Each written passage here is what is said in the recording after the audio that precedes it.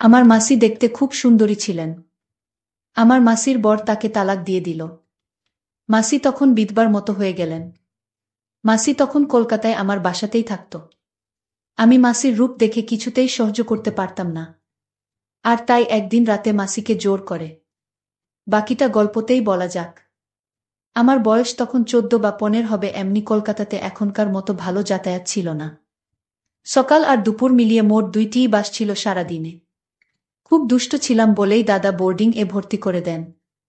দাদা তখন বিএস এর লেফটেন্যান্ট। বোর্ডিং এর ছুটিতে পালা করে আমাদের ছোট মাসির বাড়িতে ছুটি কাটাতে যেতে হতো। মা সরকারি চাকরি করতেন, তাই সময় সুযোগ হতো না দেখেই হৃদিকাদির সাথেই আমাদের পাঠিয়ে দিতেন। পাহাড়ে ঘেরা জায়গাটা আমাদের খুব ভালো লাগত। রীতা মেসোর ছোট বোন। আমাদের থেকে বিশেষ বড় ছিল না, বছর 5 হবে।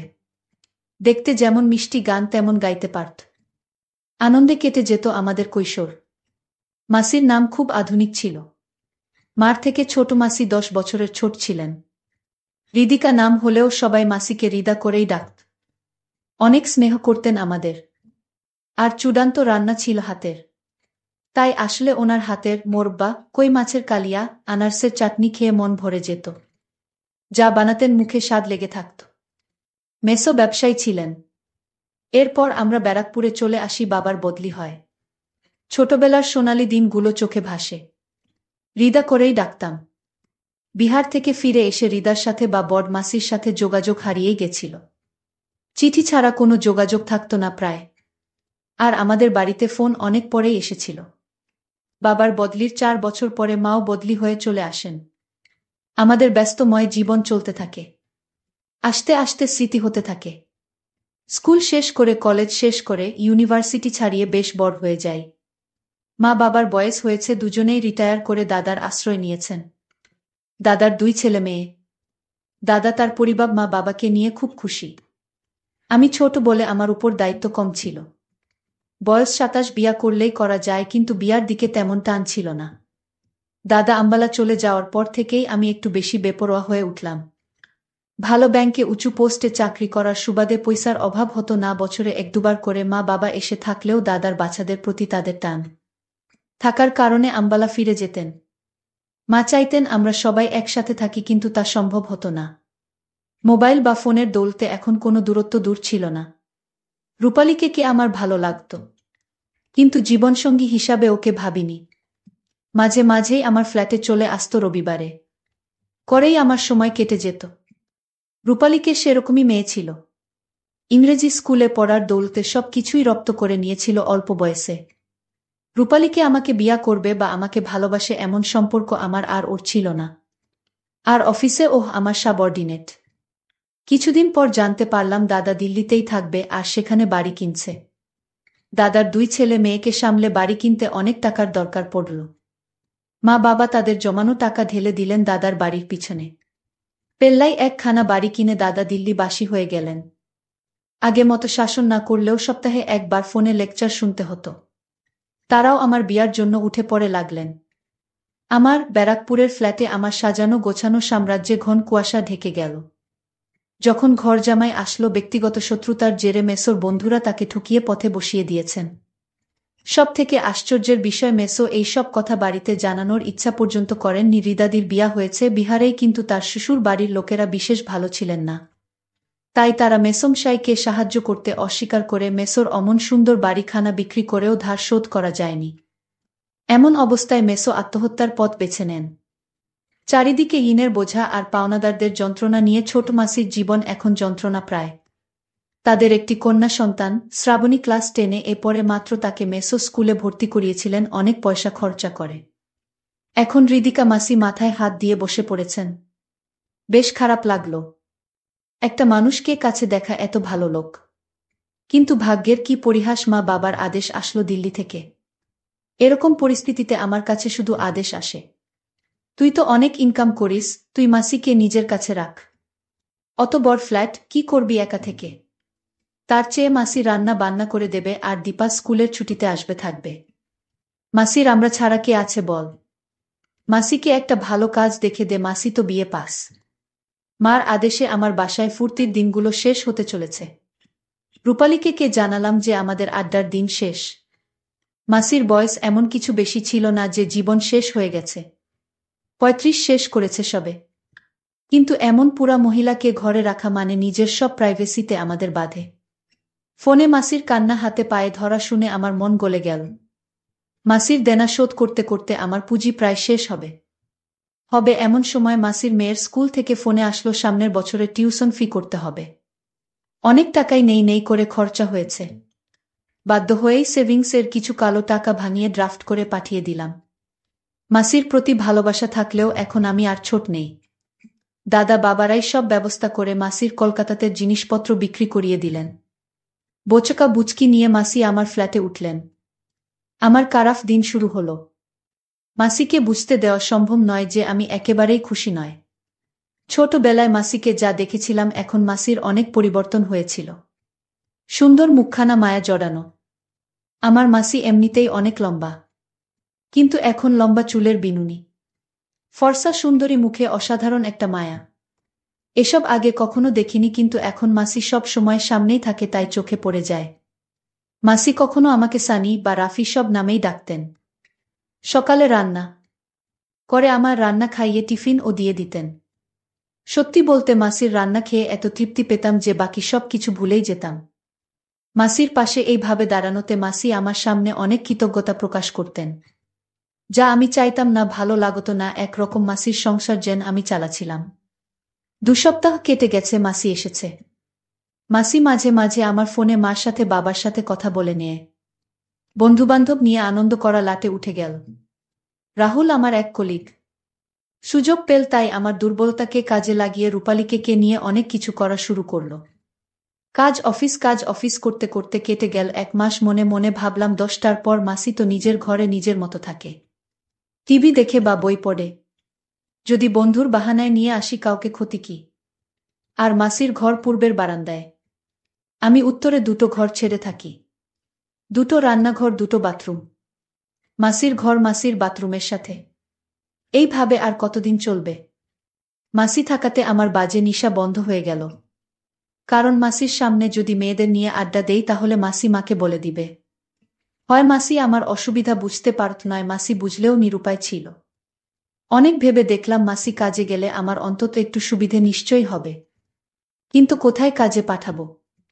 মহাচিন্তা শেষমেশ আমার ব্যাংকের জিবিএমকে বলে মাসিকে আমার ব্যাংক এই মাসিকে স্টাফ হিসাবে ঢুকিয়ে দিলাম। শর্ত একটাই, অফিসে কাউকে বলা চলবে না যে আমি তার ভাগ্নে, কারণ আমি ব্যাংক ম্যানেজার। যদি সবাই জানতে পারে হৃদিকা আমার মাসি, তাহলে আমার অনেক অসুবিধা হবে। তাছাড়া মাসি একটা নর্মাল স্টাফ, আমি বস। যাই হোক, মাসি কাজে যোগ দেওয়াতে সত্যি স্বস্তির নিঃশ্বাস পড়ল। আমি অনেকটা ব্যক্তিগত জীবন ফিরে পেলাম। আস্তে আস্তে আরও ১ মাস কেটে গেল। সিগারেট ঘরেই খেতাম। যেহেতু আমার টাকায় মাসির বাচ্চার পড়াশোনা চলত, সেই জন্য মাসির হাব ভাব পাল্টে যেতে লাগল। এত বিনয় ভালো লাগতো না। এ যেন প্রভু ভৃত্যের মতো ব্যাপার স্যাপার। কেউ কাউকে কিছু না বললেও মাসির আর আমার সংযোগ এতটাই কমে গেল যে শুধু আমার প্রয়োজনের আর চাহিদার কথাটুকু হতো। এর জন্য আমার ব্যস্ততা কতটা দায়ী তা আমি জানতাম না। ছুটির দিন ঘরে থাকতেই ইচ্ছা করত না। গাড়ি ছিল একদিন, তাই মাসিকে গাড়ির স্বাদ উপভোগ করার খাতিরে বললাম, এখানে গাড়ি চালানো শিখে নাও, আমার বাজারের জন্য অপেক্ষা করতে হবে না। মাসি মাথা নিচু করে বলল, কাল খোঁজ নেব।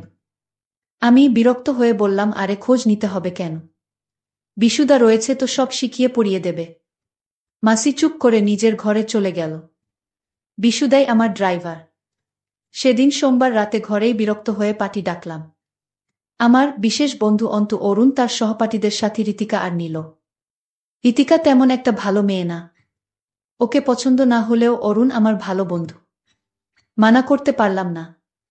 নীল ১ মাস আমাদের ব্রাঞ্চে এসেছে। দারুণ সুন্দরী, কিন্তু কারো সাথে বেশি কথা বলতে চায় না সহজে। আমার বসার ঘরে সবাই বসে হাসি ঠাট্টা করছে। নীল আমার ডাকতেই এসেছে। না হলে ও সহজে কোনো পার্টিতে যায় না। আমরা কি করতে যাচ্ছি তা মাসি লুকিয়ে থেকে দেখতে লাগল। মাসি বাড়িতে শাড়ি পরেই থাকেন, আর শাড়ি পরলে মাসিকে আরো সুন্দর দেখায়। মাসিকে দেখে অরুণ চমকে উঠল। ওদের ভুল ভাঙিয়ে দিয়ে সংক্ষেপে সব বলতে হলো। মাসিকে অরুণ বলল, মাসি আজ আমাদের সাথে থাকুন। মাসি মৃদু হেসে ঘর থেকে বেরিয়ে গেলেন। আমি বললাম, বাহ, তাহলে তো ভালোই হয়। তোমার বিরক্ত লাগলে তুমি তোমার ঘরে চলে যেতে পারো। মাসি বলল, না, আমার অসুবিধা নেই। তোমাদের যা ইচ্ছে কর। রাতে কি রান্না করব কিছু? আমার মনে মনে আনন্দ হলো। এই, তোমার কি রাতে কেউ কিছু খাবে? আমার মাসি কিন্তু চরম রান্না করতে পারে। ঋতিকা আর অরুণ বাড়ি চলে যাবে। অরুণ অনেক জোর খাটানোর পর ও খেতে সম্মতি জানালো না। নীল বলল, যা খুশি চলবে। মাসি, আমার আর নীলর জন্য রান্না করো চিকেন আচারি আর পরোটা। আর রায়তা, চা কফি তাড়াতাড়ি দিয়ে যাও। মাসি সম্মতি জানানোর মতো ঘাড় নেড়ে রান্নাঘরে চলে গেল। আমরা গান ছেড়ে নাচতে শুরু করলাম। আমার খাওয়া হয়নি বললেও ভুল হবে, অরুণ আর ঋতিকা যাবার জন্য বায়না শুরু করে দিল। কফির প্রশংসা কে কি করেছিল সত্যি বলতে আমার মনে নেই। শেষমেশ অরুণ আর ঋতিকা বেরিয়ে গেল। বুঝতে আমার অসুবিধা হলো না, এবার আমি আর নীল রইলাম। আমি গল্প করা শুরু করলাম, নীল সরল সোজা কিন্তু লোক বুঝে চলে। আমার হাই পোস্ট, তাই আমাকে সমীহ করলেও ওর মনে কি আছে বোঝা দেয়। তাই সাধারণভাবেই শুরু হলো কথাবার্তা। নীল কথা বলতে বলতে জানানো যে সে ব্যাঙ্গালোরে থেকে কলকাতায় এসেছে শুধু বদলি নিয়েই নয়, তার বাবাও এসেছে বদলি হয়ে। এছাড়া পড়াশোনা ব্যাঙ্গালোরেই করেছে। আমি বিয়ার কথা জিজ্ঞাসা করতেই কুপ দিয়ে গেল নীল। কি বিয়া? আমারই লাইনের মনে হলো নীলকে। আচ্ছা, তুমি তোমার মাসিকে ডাকছ না কেন এখানে? মাসিকে এখানে ডাকলে বিষয়টা খারাপ মনে হবে। কিন্তু মনে শয়তানি বুদ্ধি জাগল। যদি মাসিকে এখানে বসাই তাহলে মাসি মা বাবাকে আমার জীবনযাত্রা নিয়ে কিছুই বলতে পারবে না, আর কোনোভাবে যদি নীল বা অন্য কাউকে এনে পারি তাহলে মাসির মুখ বন্ধ হয়ে যাবে। নীল বলল, মাসি, এখন আমরা যা খাবো তা আপনারও খেতে হবে। যদি খেতে না চান তাহলে কিন্তু আমরা ভেবে নিব আপনি আমাদের হিংসা করেন। মাসি বলল, কি খেতে হবে আগে শুনি তো। দেখছো না আমরা কি পান করছি? তোমার তা পান করতে হবে। মাসি মৃদু হেসে বলল, আমার তোমাদের মতো অভ্যাস নেই। আর এখন আর এসব কি মানায়? নীল না না করে বল, না, ওসব চলবে না। এই একটা খেতেই হবে বলে আরেকটা মাসির হাতে ধরিয়ে দিল। মাসি না করলেও গল্পের ছলে এদিক ওদিক করে পুরোটা শরবত খেয়ে ফেল নিশার ঘোরে। নীল প্রশ্ন করল, আচ্ছা রিদা মাসি, রাফি কেমন ছেলে? মাসি নীলকে বল, ওহ ভগবান, একরকম আমার মালিক। আমি জানি না, এমন ভাব করে বললাম, কেন মাসি এমন কথা বলছো? তুমি জানো না নীল, রাফি আমায় নতুন জীবন দিয়েছে। ওর ঋণের বোঝায় আমি ডুবে আছি, আর জানি না কোনোদিন ঋণ শোধ করতে পারব কিনা। নীল বলল, আচ্ছা, ও যে সিগারেট খাচ্ছে? মাসি ওই কথা উড়িয়ে দিয়ে বলল, এখনকার ছেলে মেয়েরা একটু আধটু খায়, ওহ একা থাকে বেচারা, কি বা করবে। মাসির কথা শুনে ভালো লাগলো। নীল আর মাসি বুঝতে দিলাম না টিভির এর উপর আমি সিগারেট রাখি তোয়ালে চাপা দিয়ে। মাসির সংকোচ কাটাতে ঘর থেকে সিগারেট নিয়ে বেরিয়ে গেলাম। নীল এবার শালীনতার মাত্র ছাড়িয়ে ফেল। তুমি আসতে ওর কত অসুবিধা, ওর মেয়ে বন্ধুরা এখানে আসতেই পারে না। বাইরে থেকে দাঁড়িয়ে বারান্দায় আমি সব কথা শুনছি। সত্যি মাসি আমাকে মানে না, আমার পয়সার জন্য এমন কথা বলছে বুঝতে হবে। না না, অসুবিধা কোথায়, ওর মেয়ে বন্ধু আসলে আসবে। এখন ওর বিয়া করার কথা আমার জন্যই না, ওর কত কষ্ট। আমার জীবনে আর কি বা আছে? ওহ, আমার মেয়ের দায়িত্ব নিয়েছে, এটাই বড় কথা। তার জন্য আমি তো এমনিতেই ওর কাছে ঋণী। ও না থাকলে হয়তো আমার পথে বসতে হতো। আমি সত্যি সেইভাবে মাসি আমার সহানুভূতির নিচে চাপা পড়ে থাকতে দেখতে চাইনি।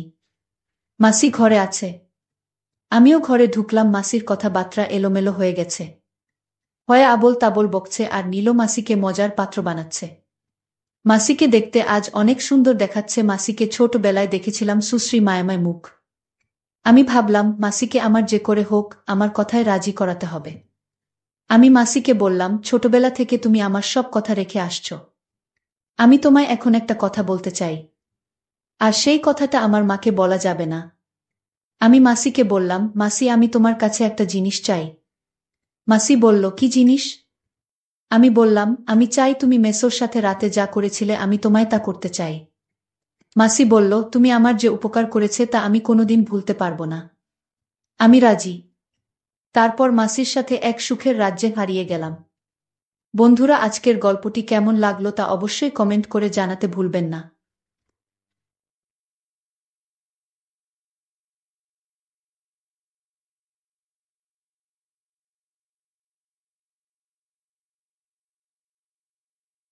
আমার একটা ছোট ভাই ছিল। সে ক্লাস ষষ্ঠ শ্রেণীতে পড়ে। সে আমাকে প্রায় বলতো, আপু আমি তোমাকে বিয়ে করতে চাই। তার মুখে এসব কথা শুনে আমি বলেছিলাম এ হয় না। তারপর একদিন রাতে হোটেলে নিয়ে যা করেছিলা তা যদি জানতে চান তাহলে গল্পটি মনোযোগ দিয়ে শুনুন। আমার নাম সুমাইয়া। বাবা মায়ের আদুরে একমাত্র মেয়ে আমি। আমার পরিবারে 2 ভাই 1 বোন। আমার বড় ভাইয়ের নাম আবুল আর ছোট ভাইয়ের নাম শিমুল। আমি কলেজে সেকেন্ড ইয়ারে পড়ি। আমার বয়স 20 বছর। আমার লাইফ আর 10টা মেয়ের মতো স্বাভাবিক না। অনেকেই বাজে মন্তব্য করতে পারেন। কিভাবে বিচার করবেন সেটা আপনাদের ইচ্ছা। আমি কলেজের ফার্স্ট ইয়ারে পড়ি। আমার ছোট ভাই শিমুল মাত্র ক্লাস ষষ্ঠ শ্রেণীতে পড়ে। শিমুলকে আমি ছোটবেলা থেকে অনেক স্নেহ করতাম। শিমুলকে আমি বোকা ভাবতাম, কারণ ও সব সময় বোকা হয়ে থাকত। আমরা 2 জন একই রুমে থাকি। শিমুল ভূতের গল্প পছন্দ করে। শিমুল যখন ছোট ছিল তখন আমি ওকে ভূতের গল্প পড়ে শোনাতাম। শিমুল ভূত এবং ভূতের গল্প ভয় পায়। শিমুলকে যখন ভূতের গল্প শোনাতাম তখন গল্প শুনে ভীষণ ভয় পেত, কিন্তু তারপরেও গল্পগুলো শুনত। কলেজে উঠার পর আমার মনটা সবসময় অস্থির হয়ে থাকত। কলেজের ছেলেগুলো সবসময় আমার পেছনে লেগে থাকত। আমি কাউকে পাত্তা দিতাম না, কারণ আগে মনে করতাম আমার পরিবারের সবাই খুব সম্মানিত। আমার উচিত আমার পরিবারের সম্মানটা ধরে রাখা। একদিন শিমুল কোনো এক ভূতের ছবি দেখে মোবাইলে। মুভি দেখে ও ভীষণ ভয় পায়। এতটা ভয় পায় যে নিজের বিছানায় একা ঘুমাতে ভয় পাচ্ছিল। শিমুল আমার কাছে এসে রিকোয়েস্ট করে যাতে আমি ওর সাথে গিয়ে ঘুমাই। আমি প্রথমে ওকে নিয়ে খুব হাসাহাসি করি, কিন্তু আমি দেখি ও সত্যিই ভয় পেয়েছে। কিছুতেই একা ঘুমাতে যাবে না। কিছু উপায় না পেয়ে আমি ওর সাথে শুতে গেলাম। আমার উদ্দেশ্য ছিল এই যে শিমুল ঘুমিয়ে পড়লে আমি নিজের বিছানায় ফিরে আসব। অনেকক্ষণ হয়ে গেলে আমি ভাবলাম শিমুল ঘুমিয়ে পড়েছে। নিঃশব্দে ওর বিছানায় ছেড়ে নিজের বিছানায় চলে এলাম। কিছুক্ষণ পর শিমুল ঘুম থেকে উঠে বসে। আমি দৌড়ে নিজের বিছানায় ছেড়ে ওর কাছে গেলাম। ও ভয়ে চিৎকার করছে। আমি শিমুলকে বললাম, কি হয়েছে তোর? শিমুল বলল, আপু তুমি আমাকে রেখে অন্য রুমে চলে গেলে কেন? আমি একা একা থাকতে ভয় পাই। তাছাড়া আমি ভূতকে বেশি ভয় পাই। ও কান্না করা শুরু করছে। আমি শিমুলকে সান্ত্বনা দিয়ে বললাম, লক্ষ্মী ভাই আমার, তুই আর কাঁদিস না। আমি কথা দিলাম কাল থেকে তুই আমার রুমে একসাথে ঘুমাবি। সত্যি বলছো আপু, কাল থেকে আমি তোমার রুমে ঘুমাবো? হ্যাঁ সত্যি বলছি। আমার ভাই একা একা রুমে ভয় পেয়ে কষ্ট পাবে এটা আমি চাই না। আমি বুঝতে পারলাম ও ভীষণ ভয় পেয়ে আছে। আমি কোনো উপায় দেখলাম না। শিমুলের পাশে শুয়ে পড়লাম। শিমুল কিছুক্ষণ পরে ও চিৎকার মেরে উঠল। আমি বললাম, কি হয়েছে শিমুল? শিমুল বলল, আপু আমি ভূতের স্বপ্ন দেখেছি। শিমুল তখন ভয় পেয়ে গেল। আমি বললাম, আমি তো তোর পাশে আছি। শিমুলকে আমি যতখানি বোকা ভেবেছিলাম আসলে সে ততখানি বোকা না। এখন থেকে প্রতি রাতে শিমুল আমার রুমে ঘুমায়। একদিন রাতে শিমুল আমাকে এমন একটা কথা বলল যা শোনার পর আমার দম বন্ধ হয়ে আসছিল। ও আমাকে বলল, আপু তুমি অনেক সুন্দর। আপু আমি তোমাকে বিয়ে করতে চাই। আমি বললাম, বোকা তুই এসব কি বলছিস? আমরা বিয়ে করতে পারবো না। কেন আমরা বিয়ে করতে পারবো না? আমি বললাম, কারণ আমরা ভাই বোন। শিমুল জিজ্ঞাসা করল, ভাই বোন হলে কেন বিয়ে করতে পারবে না? আমি বললাম, যাদের মাঝে রক্তের সম্পর্ক আছে তারা একে অপরকে বিয়ে করতে পারে না। ধর্মে নিষেধ আছে, না মানলে পাপ হয়। শিমুল বলল, নবী আদমের যুগে তো তারা বিয়ে করেছিল। শিমুলের কথা শুনে চমকে উঠি। শিমুলকে জিজ্ঞাসা করি, কে ওকে বলেছে এসব? শিমুল বলল, ওকে কেউ বলেনি। ও নিজে অন্য একজনের কাছ থেকে জেনেছে। শিমুল আমায় বলল, আপু যদি বিয়ে করতে না পারো তাহলে আমি তোমার কাছে একটা কিছু চাইব। আমি বলেছিলাম, কি চাইবি বল। আমার কাছে থাকলে অবশ্যই তোকে দিব। শিমুল বলল, আপু আছে তোমার কাছে, তুমি প্রমিস করো দিবে। আর যদি তোমার কাছে না থাকে তাহলে আমার কোনো আপত্তি নাই। আপু আরও একটি কথা বলতে চাই তোমায়, তুমি কি জানো? আবুল ভাই প্রতিদিন রাতে মায়ের ঘরে যায় এবং কি করে তা কি তুমি জানো? আমি শিমুলের প্রতিটা কথা শুনে আমার বিরক্তবোধ লাগছে। আমি শিমুলকে বললাম, আবুল প্রতিদিন রাতে মায়ের ঘরে গিয়ে কি করে বলতো? তখন ও যা বলল, আপু বাবা মায়ের সাথে যা করে দাদাও তা করে। আমি বললাম, তুই কিভাবে দেখলি? আমি আপুকে বললাম, তোমার বিশ্বাস হচ্ছে না।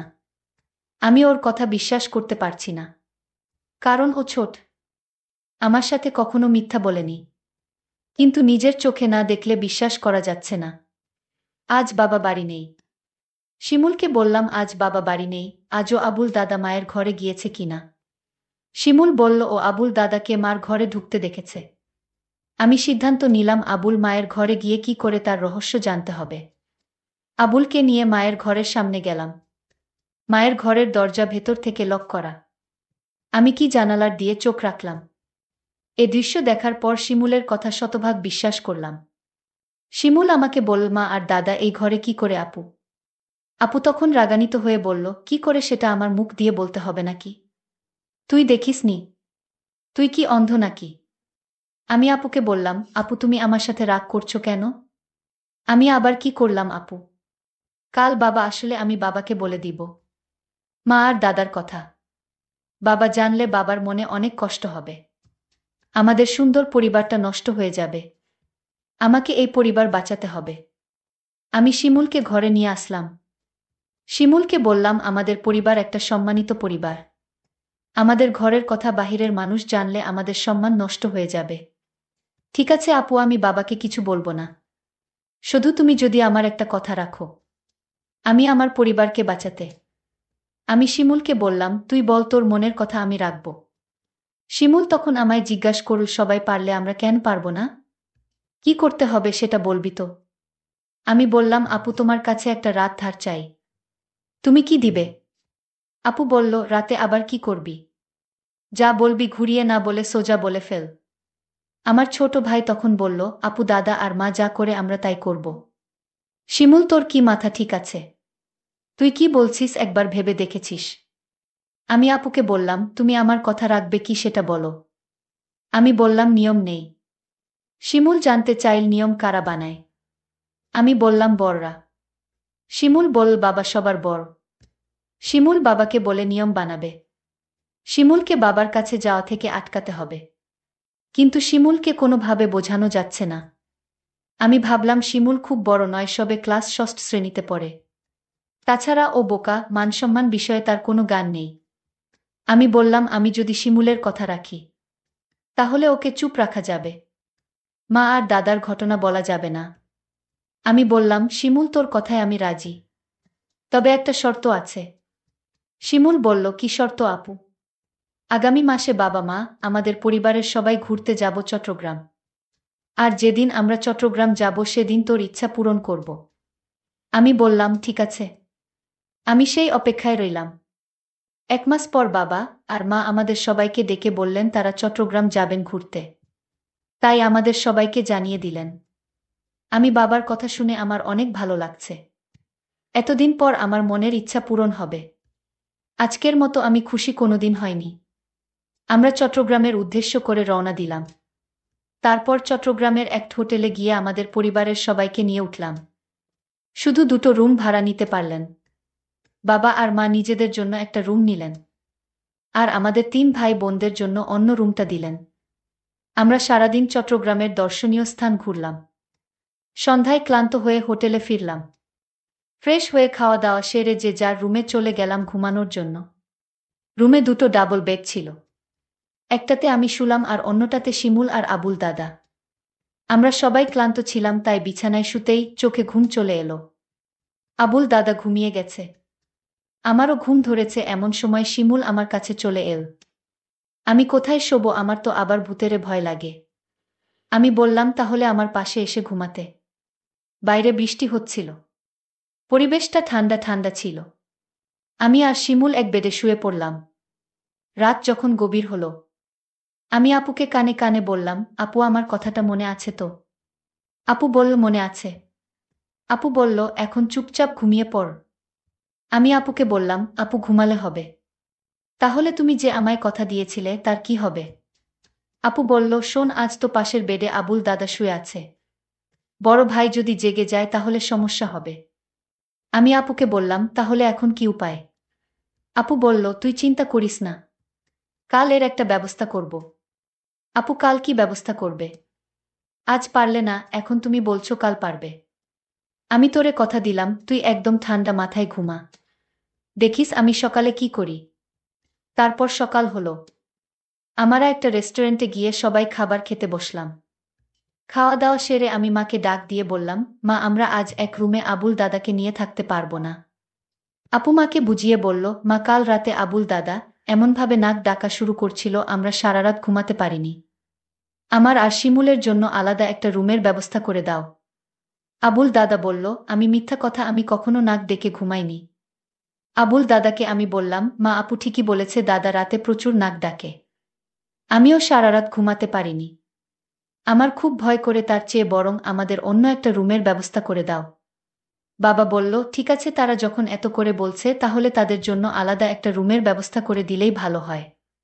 আমি বাবার কাছে গিয়ে বললাম, অনেক অনেক ধন্যবাদ বাবা।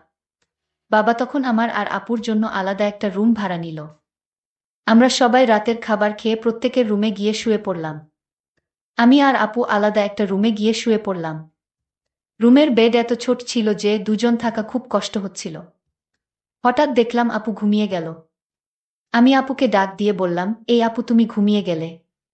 আমি আপুকে জোরে জোরে ডাকতে লাগলাম। আপু আমার কথা শুনছে না। আমি রাগান্বিত হয়ে আপুকে বললাম, আপু তুমি উঠছো না কেন? কিছুতেই আপু আমার কথা শুনছে না।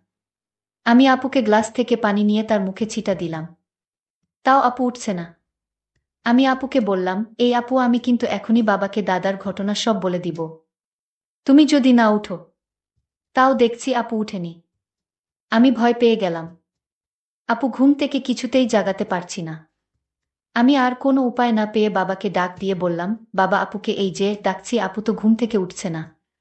বাবা বলল, রাত অনেক হয়েছে, তোর আপু মনে হয় গভীরভাবে ঘুমিয়ে গেছে।